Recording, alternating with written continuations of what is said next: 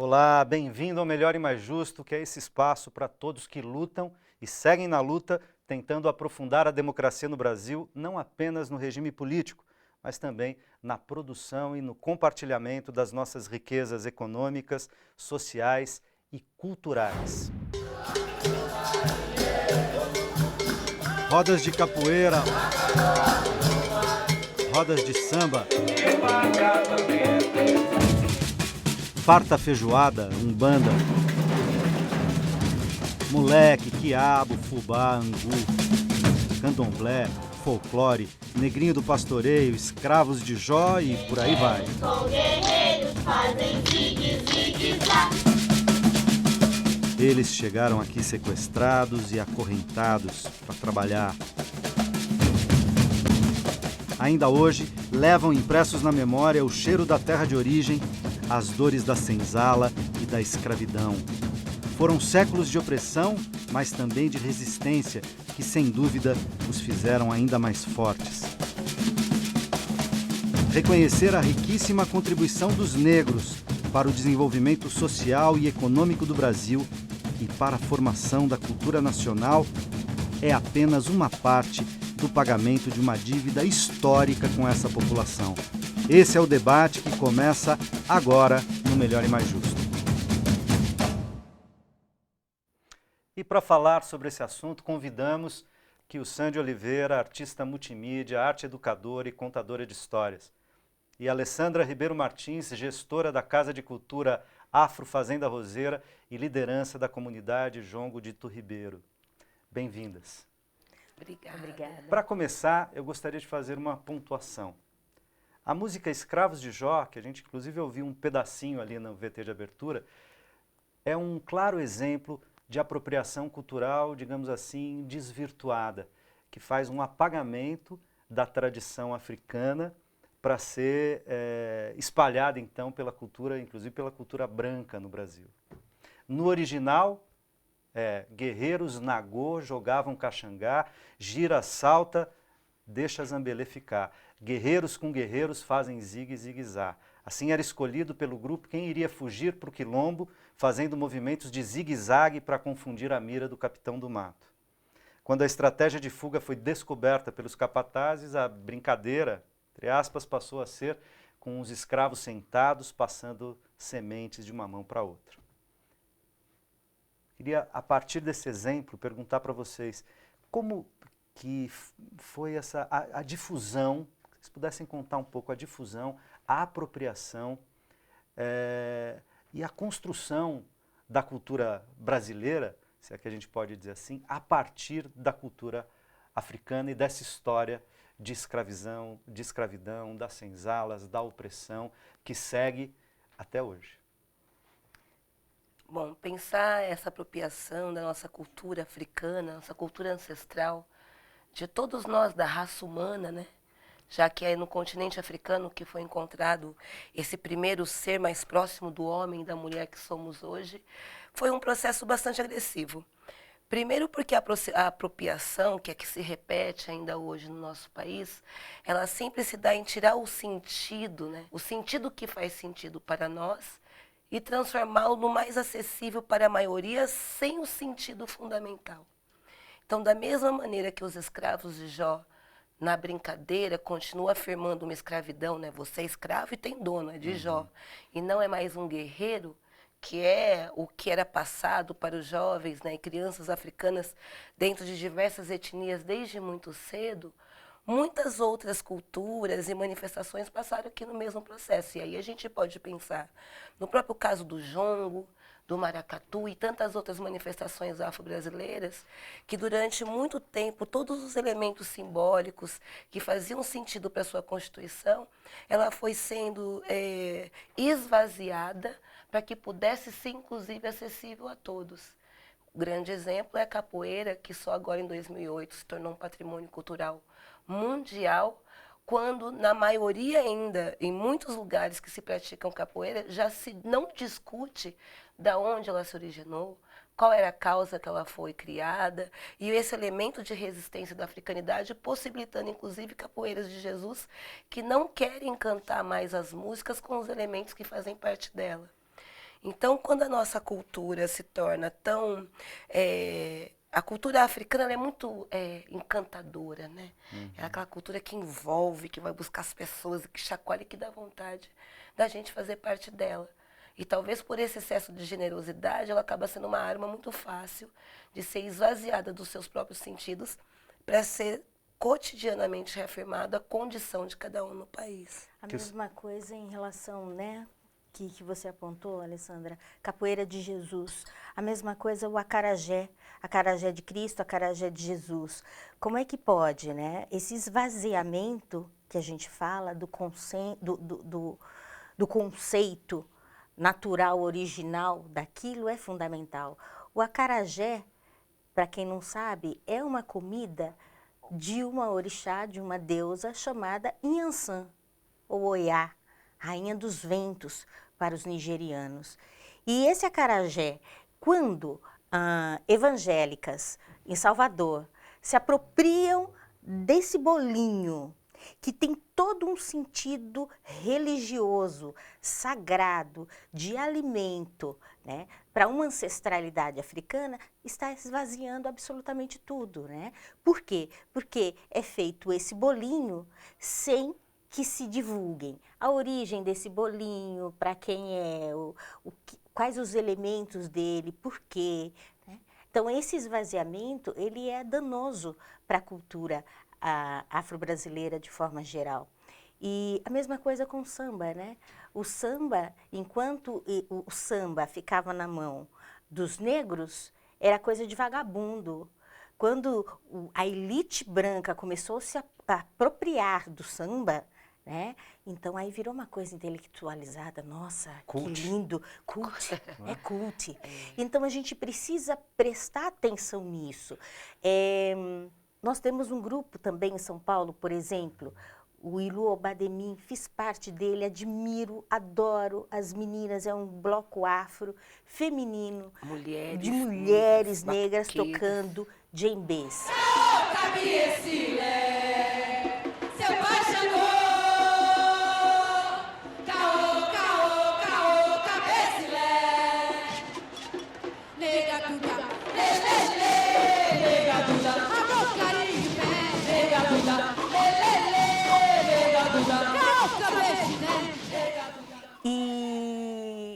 E aí as meninas, de forma geral, todas querem fazer parte desse grupo, né? Mas e aí, né? Qual o conteúdo disso? Querem fazer parte do grupo? Ótimo, é maravilhoso. Mas qual o sentido do tambor, a origem do tambor? Porque o tambor, o que elas estão tocando? Vocês sabem que ritmos são esses? São ritmos de orixás. Sabiam disso? Né? Então, há um esvaziamento na medida em que a informação não é transmitida. No caso do Ilobá é bem diferente, porque a formação está junto com a informação, junto Mas com conta tudo para quem que está nos está ali. assistindo o que é o Ilobá. Ilu Obademim é um bloco afro, as mãos sagradas, as mãos sagradas que tocam para o rei, Ilu Obademim, um bloco afro, feminino, que faz o carnaval aqui em São Paulo, carnaval de rua, lá na região do Bexiga. É um grupo maravilhoso composto por mulheres. Então tem uma corte de orixás, né? Inclusive eu montei essa corte de 2000 a 2007, que fiquei lá. E a parte da bateria. Então, é um exemplo fantástico de cultura afro-brasileira de raiz e que acontece bem no centro de São Paulo. E acho assim, que o que tem de importante quando a gente pensa grupos como esse é pensarmos que é possível, mais do que nunca hoje, praticarmos as nossas culturas, mantermos essas manifestações afro de matrizes africanas com os seus sentidos. A gente brinca muito lá na Roseira, né? Que a Casa de Cultura Fazenda Roseira, que fica em Campinas, que é um dos meus trabalhos, gestar uma casa de cultura afro-brasileira e africana, levando para toda a comunidade, sociedade esses valores. No começo, quando as pessoas iam lá, era muito engraçado, que perguntavam se a casa era somente para negros. Então, acho que é importante a gente pontuar que quando a gente fala em não haver esvaziamento, não haver essa difusão sem sentido, mas contar as nossas manifestações, histórias, dentro de todos os elementos que ela tem, não é criar uma divisão entre povos, mas respeitar mesmo a nossa diversidade.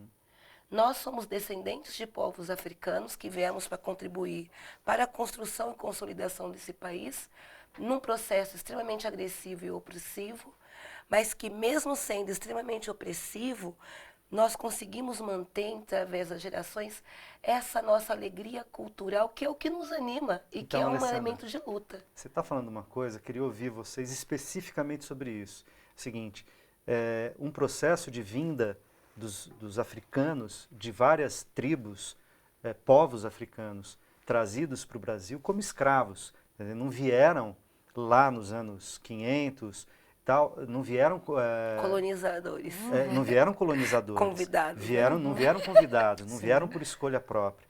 E acabaram assumindo, portanto, essa terra como pátria e ajudando muito fortemente a construir a nossa cultura, a nossa nação. Mas grande parte da manifestação, e é disso que eu queria ouvir vocês, cultural africana, quando é apropriada, quando não fica na clandestinidade, né? Quando é apropriada, é de certa maneira pasteurizada. Vocês não acham que isso é uma estratégia de dominação branca, tanto étnica, do branco colonizador,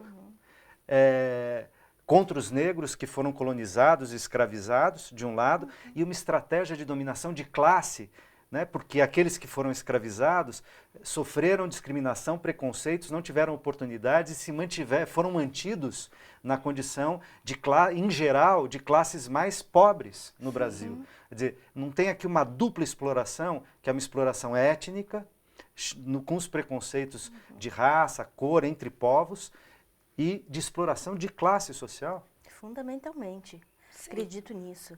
E é fundamental a gente pensar nesse período, né, do tráfico de negros e negras escravizados do continente africano para cá, e lembrar do processo de construção desse país, da força motriz de trabalho de mulheres e homens negros e crianças negras, inclusive, né, construindo esse país, para que, após 350 anos de escravidão, a Lei Áurea tenha sido criada, vamos dizer, apenas com 2 artigos. Primeiro artigo, está extinta a escravidão no Brasil. Segundo artigo, revogam-se as disposições em contrário. Após 350 anos de escravidão, os políticos, os governantes do país não pensaram no que seria, ou pensaram, são estratégias, né, de eliminação mesmo, na condição ou nas condições de mulheres, homens, crianças negros no dia 14 de maio. Essa é a grande questão. Não foi pensado, não pensaram em políticas públicas de forma geral para que o Estado abraçasse esses negros, porque não era acolhesse, porque não era essa a intenção de fato, né? Não eram objetos, né? Imagina.